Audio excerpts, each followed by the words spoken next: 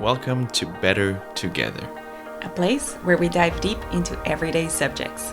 We are your hosts, Julian and Carolina, two psychologists that travel the world and are very excited about the whole human experience. So without further ado, let's dive into the episode. Welcome to another episode of Better Together.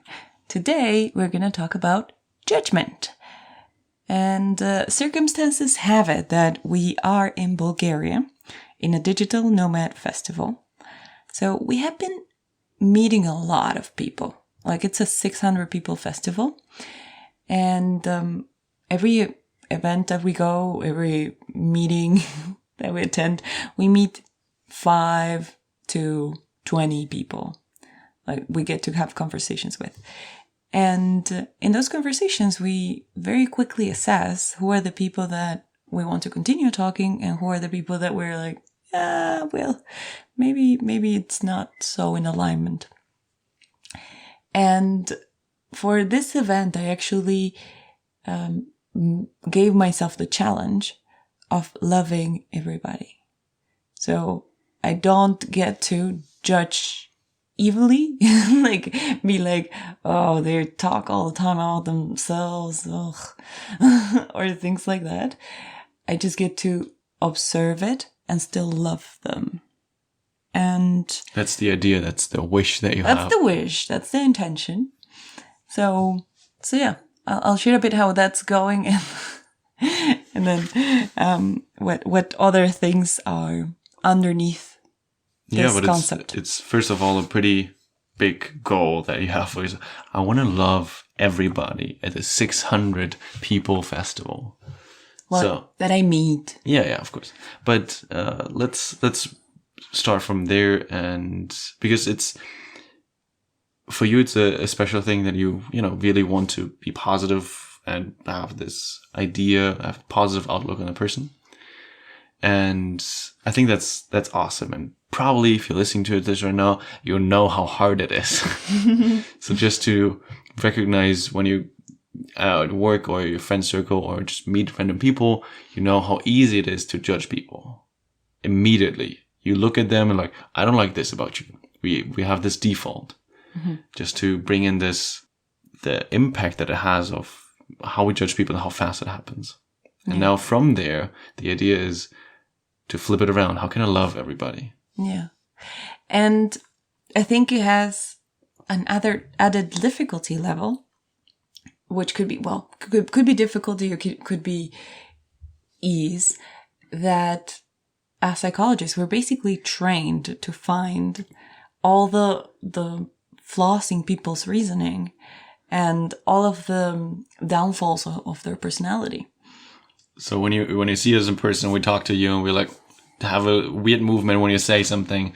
Probably there's a belief, a weird thing of saying and what you did that didn't align with your personality. And now we spot it, but we don't say it all the time. No, we don't say it. We don't say it. Only if you're our friend. Only to friends we tell them like, oh, that's a really nasty belief right there, bro. You might want to check it. But yeah, with other people that we just casually meet, we spot those things. Like we notice when a person is really anxious or when they're kind of depressed, when they are introverted, but that's somehow hindering their growth. So it feels like with the ability to notice more, there's more of a responsibility to respect and love the people, because without knowing, they're way more naked in our eyes. And I say that metaphorically. We have X-ray eyes and yes, we can see your nipples.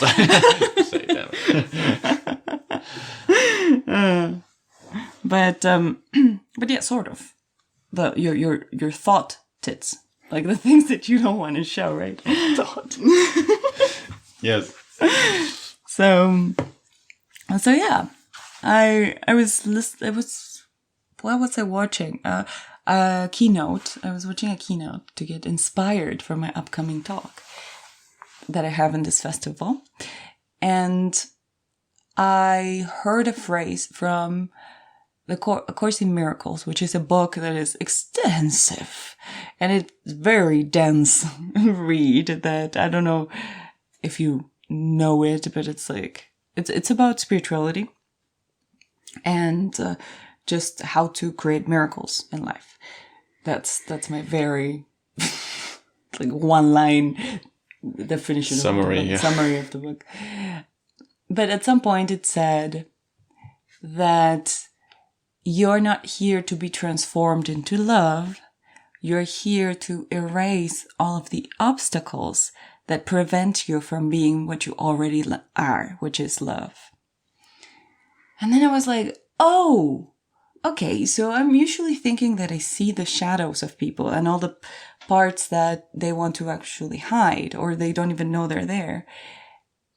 And in reality, I'm seeing the obstacles for them to be light. So that was a great mindset shift that made it way easier. I didn't get to practice it too much before this podcast, but it's a great mindset shift that made it easier for me to, if I see things, to not judge them.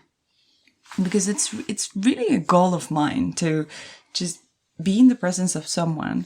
And even if they are the most shadowy person and they're like an oil driller that murders bears for fun, like even in that scenario, that I can just see through the wounded child that just needs love and approval from his dad. So those are the things that I aim. It doesn't mean that I have to like the person.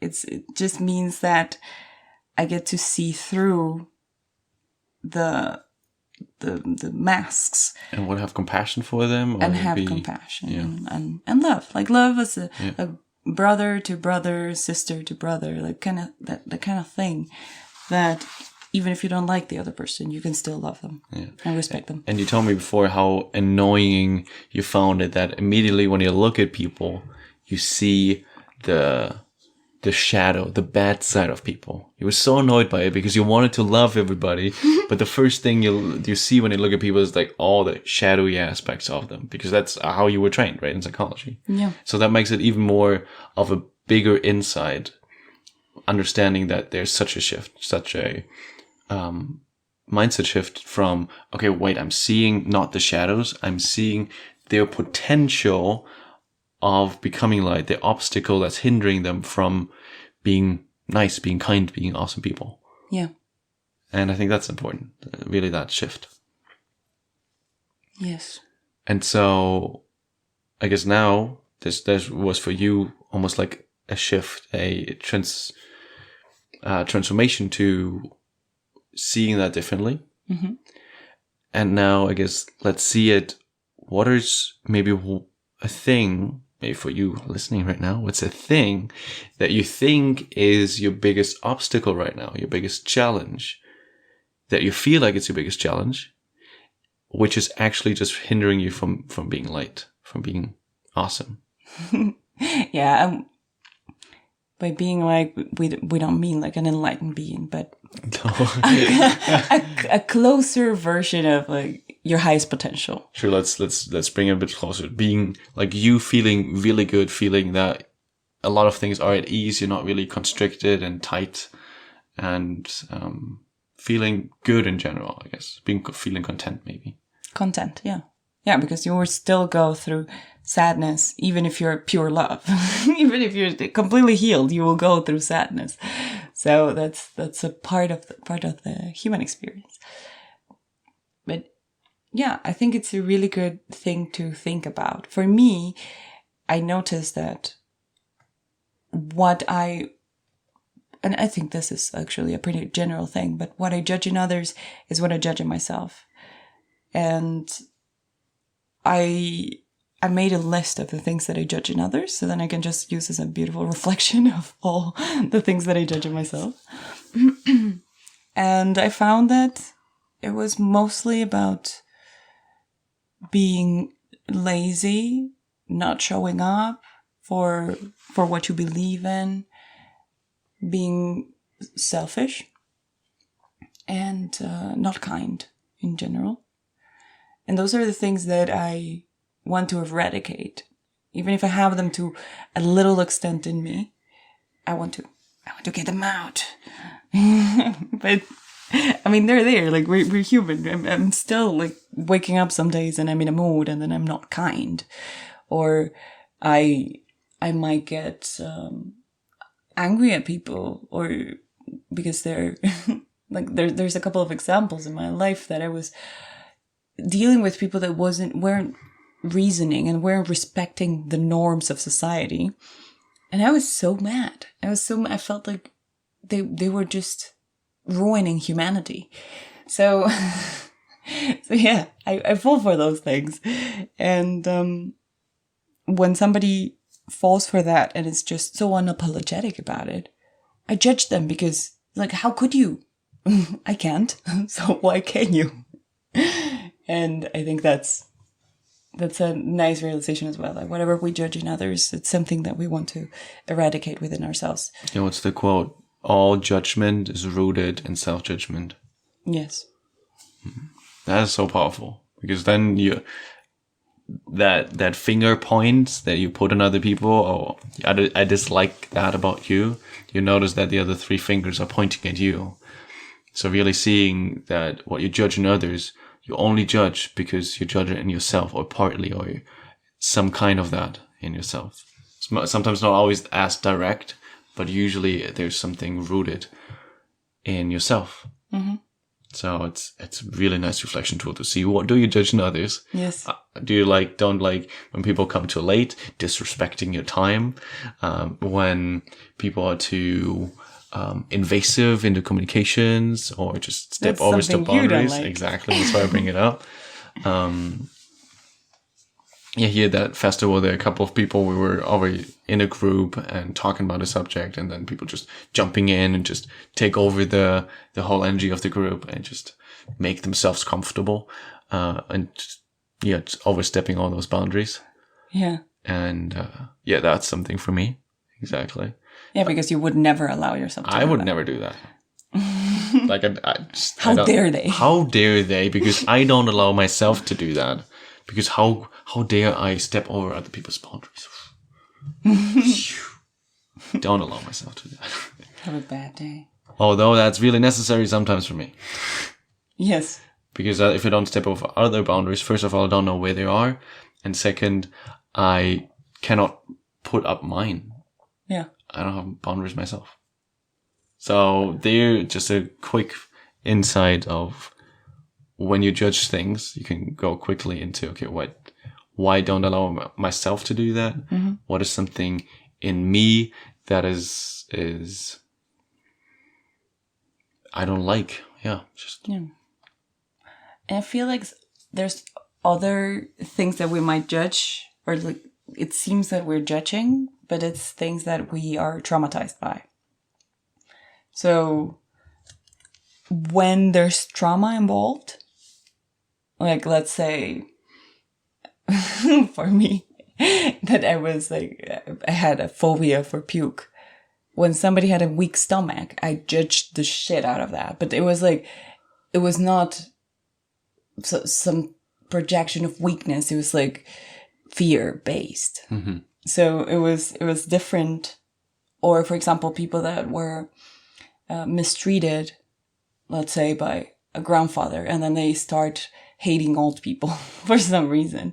Like, that judgment comes from trauma. So it's not Good always, yeah. It's not always a thing of self, like that you're judging that thing in yourself and then you judge it in others. Sometimes is coming from trauma, but it's a reflection of your own wounding. Yeah. Always. So good. Whatever you see in the outside world is a reflection of something within you. Mm-hmm. So, to bring it back to the beginning, we're in this festival and we're meeting a lot of people. And I'm constantly reminding myself to set a boundary. So even if I don't like them, I'm like, okay, this is where you are. This is where I am. And in that space, then I can just let them be. And if I get bored because they are talking about themselves all the time, which is something that is very common, apparently, then I just find a way to leave the conversation. And it's okay. I don't have to just like everybody, right? But I still notice how powerful it is to not have that judgment, because before, when I was like, I don't want to talk to that person, oh, that person is awful, then I'm just inviting those feelings within me. They're controlling you, yes. Your feelings, your inside world, by yes. just being there. Yeah, so I'm giving so much power away. And by simply being like, okay, you do you, maybe we don't hang out too much, but that's fine. Then I'm just allowing a way more natural flow. And I don't have to come back from like a spiral in my head of like why they are awful and justifying like, yeah, and they talked about themselves for 45 minutes. Didn't even ask anything about me. Like I don't have to go down that rabbit hole because it doesn't matter, because I got out of the conversation and because I let them be and I move on to the next conversation or just dancing by myself or with you. In the rain. In the rain. That's what happened. Mm-hmm. Anyways. We literally were dancing in the rain last night and people were all seeking shelter. They were all like under a roof. We were the only people dancing. It was fun. We were the only ones that were outside having the time of our lives under the rain. And we were probably very judged. Yes. For having so much fun. But that's okay also. Because the moment that you're allowing, like stopping judgment to others, then okay. If others judge you, it's their deal, you know? Yeah. Okay. But what's your takeaway? What's the takeaway? Well, for me, this experiment is going really well of loving people. And it's something I wanted to do for a long time, but I think I did it before when I was not ready. And I was just bypassing all of these things that other people made me feel. And now that I can set energetic boundaries and be authentic about it, because before it was just like, oh, this is your space, this is my space, but I would still feel everything they would say, and I would carry their wounds with me home. So then I just didn't want to talk to them because I knew that everything would stick on me. Now that I'm able to set better boundaries energetically, I can genuinely separate. And this is an experiment that's going well, and it's aligned with my mission for the year, which is to love, love, love, love, love, because I'm a fucking teddy bear right now. I really wanted to work on my blockages on love, because I know that's it's an enabler for a truer, more fulfilled life. So I guess that's a long-winded answer to say I'll continue with my experiment. I'll try not to judge people. I'll do my best not to judge people. And report back if I find any use obstacle. your ability to see other people's obstacles. Like in therapy and coaching, it's amazing because that's what you're being paid for. But in all everyday life, it might be actually difficult. And for me, what I mentioned just a bit earlier was to actually overstep some boundaries, meaning just go more openly into conversations and maybe just test out whether people are being inviting or not, whether they want to continue talk or not, and just seeing that as an experiment rather than just staying outside and waiting until somebody starts speaking to me. And extroverts love you because you're just listening. Yeah. Giving them all my attention, all my energy, and then I'm exhausted and they feel great. So learning how to deal with that a little bit. Bansko is a great example for that too, this festival. And I'll keep on doing that. Okay. How about you on the other side? What are the things that you're judging in others that can lead you to a greater insight on how you operate. That's it. On how you operate. But yeah, so whenever you judge somebody, what judgment is within yourself? That's a big question for until next week. We're giving homework now? We're getting homework. And you do that until next week. I want to report back in the comments. And, Which comments? We don't have comments. You probably know us, so just write us. Yes. We would love actually to hear whether there's any insight from this, because for us it's so important to see when you judge something in other people, it's immediately something from yourself, an insight for yourself. So it's really a great tool. Yeah. And I just want to add a disclaimer that even though now I have not so much judgment in me, there was a phase in my life where it was all judgment. It was all judgment towards everybody that was doing anything. So yeah, I worked on that a lot. There's hope. There's hope. Now I just judge a few things. Bye-bye. Thank you for joining us, and see you again next week. Bye-bye.